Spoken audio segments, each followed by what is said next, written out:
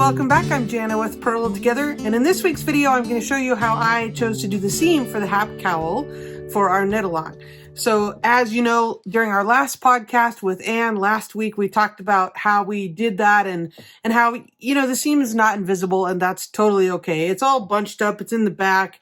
Nobody's going to know. I am not the best at sewing, but I'll show you how I did it, and then you can take that suggestion and go with it. Okay, let's get started. The first thing I'm going to do is take my ends, and I'm just going to weave these in just to get them out of the way before I begin sewing up the seam here. So these are just the ends, you know, from my cast off and then from my cast on joining. So all I'm going to do here is just weave them in and out of my edge and get rid of those tails so they're not in my way. So I'm just going to weave them back on themselves along the edge. So I usually like to just go in and out, you know, half a dozen times, and then I'll pull that through.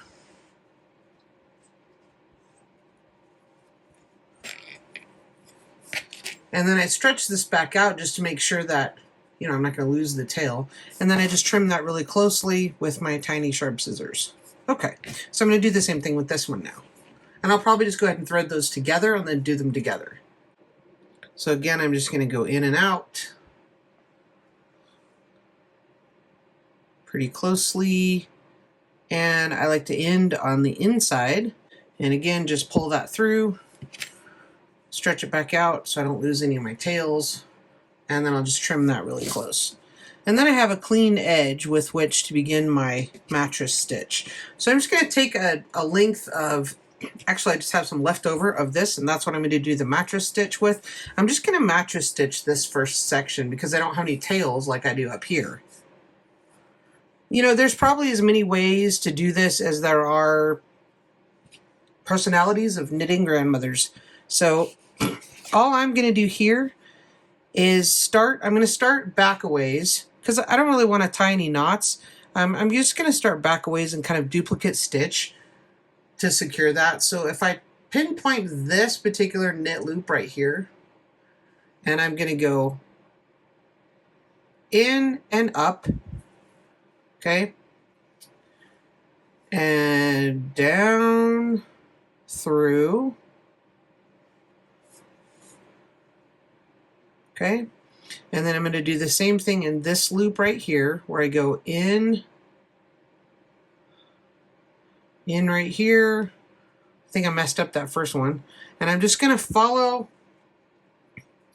if you can see this particular loop right here, I'm just going to follow this around and go behind here,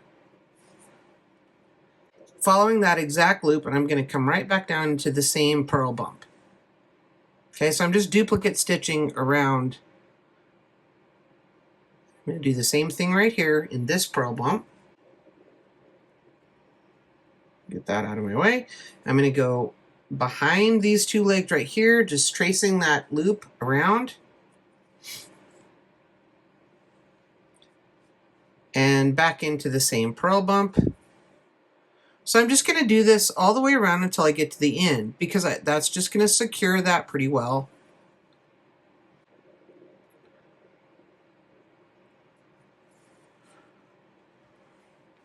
And we're just duplicate stitching. Okay, so I hope that makes sense. Again, I'm just going to go, I'm tracing this particular loop right here. I'm just going to go up through.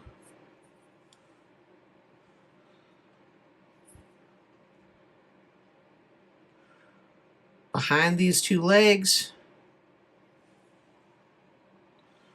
And then down into the same purl bump I just came from. Then you can see this, the yarn goes around the bottom, and we go up through right here.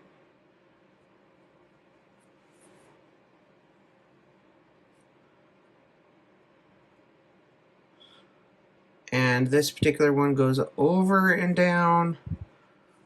Just follow the path of the stitch that's already there.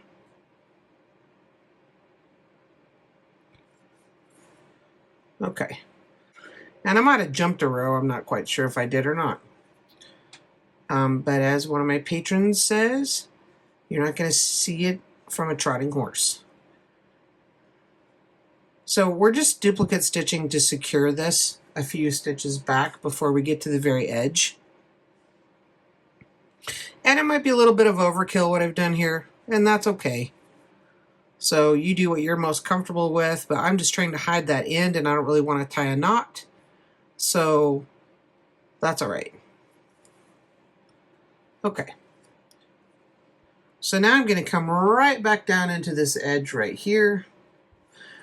Okay, so I'm at the corner. So I'm going to go into the corner and behind these two legs. And I'm going to come right back up the same row on the bottom behind those two legs. So I want to match this up as closely as I possibly can for my mattress stitch. So a mattress stitch, let me zoom in a little bit here. Okay, mattress stitch is over, up, over, up, over, up. We're just going to go along like that. And we're going to try to match it up as closely as we can, row per row. So I think it's easier, honestly, I think it's going to be easier to turn this. And we want it to lay flat, like we don't want to sew it together like this so there's an edge. We want it to lay as flat as possible. So I might not turn it, actually, I might just leave it. And I'm going to go up just one row. Just going to go up a row and underneath and over to the same row, okay? This is a little bit challenging to do through the camera, but I just want you to get the idea of what's going on here. Let me get this out of the other side. So now I'm on this side, and I'm just going to go up a row, over, and through to the other side. Okay. And so you can see where we're coming out now here. I'm going to go up a row, over, and right through the other side. So again, I'm trying to just match row per row. Okay.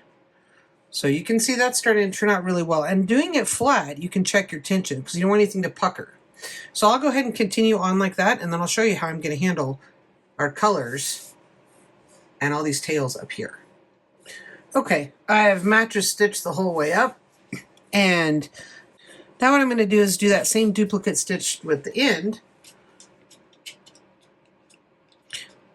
So I'm going to go up and down and do that same maneuver as before, where I'm just following the path of the yarn. So I'm going to go down through that purl bump, and I'm going to go underneath these two legs right here and go up through this purl bump. And I'm just following the yarn. You can see the path here, up and down, and then behind these two legs.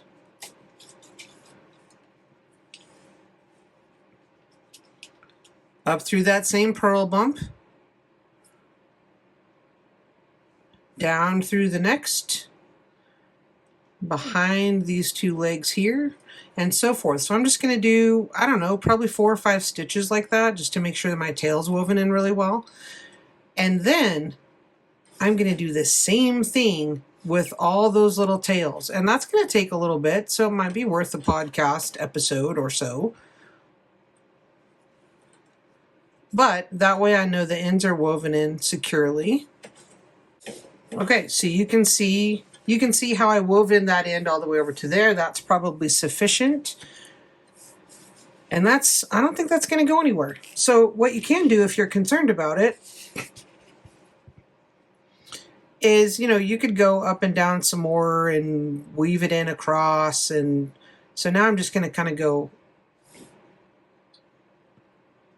up and down and probably leave it on the inside and then trim it. So now it's coming off the inside here. I'm just going to trim it short and call it good. And that's how I'm going to do all these other tails. So I'll show you this sparkly gray one, and then you can carry on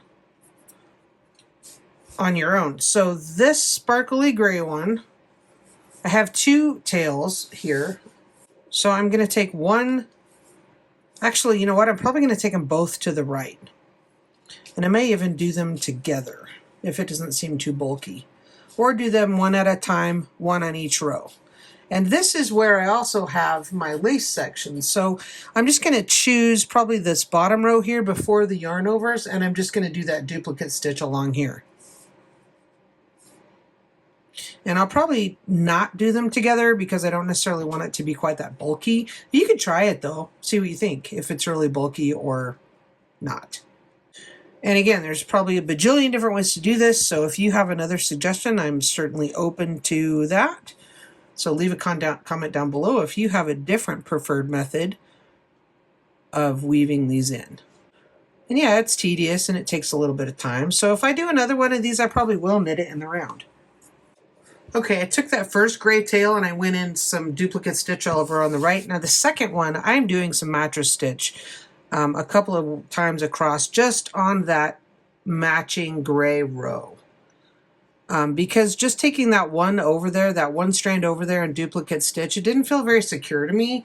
And so this might be overkill, but I think I'm going to do a little mattress stitch just on, again, just on that row that corresponds with this color. And then I'm going to duplicate stitch going the other direction to the left with this particular tail. So I think that'll be my method, is going, you know, one tail to the right and then the other tail to the left and incorporating a little bit of mattress stitch in between. So I've just done a little mattress stitch to connect the two sides, and now I'm duplicate stitching my tail over here. So I hope that makes sense.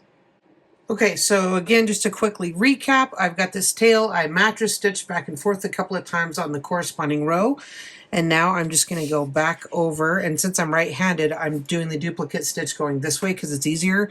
But you can always turn it upside down if you want your duplicate stitch to go the other way. It doesn't really matter. Just, you know, do whatever makes the most sense to you. Okay, so on this one, I'm going to choose to come back over here and go through right there. And I'm going to go down into this top stitch, and I'm going to trace along following this loop right here. Okay, not messing up my yarn over, because I don't want to sew up my yarn over accidentally. So you'll just have to pick your path to duplicate stitch and just be careful that you're not sewing up any lace yarn overs that you don't intend to.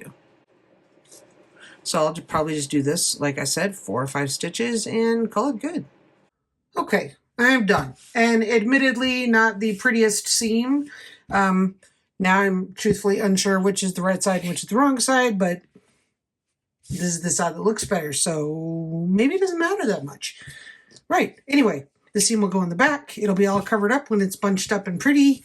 So overall, I'm really happy, and I may knit this pattern again, but if I do, I'll probably knit it in the round. So if you're curious about how to do that, check out the last podcast video where Anne and I talked about that, and there are some instructions about that on how you can knit this in the round and avoid the messy seaming that I just did.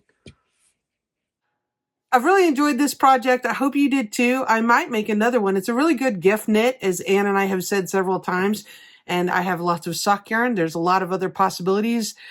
So if you found this video series helpful, give me a thumbs up, consider subscribing and becoming a patron. I'd really appreciate that, and thank you as always for watching.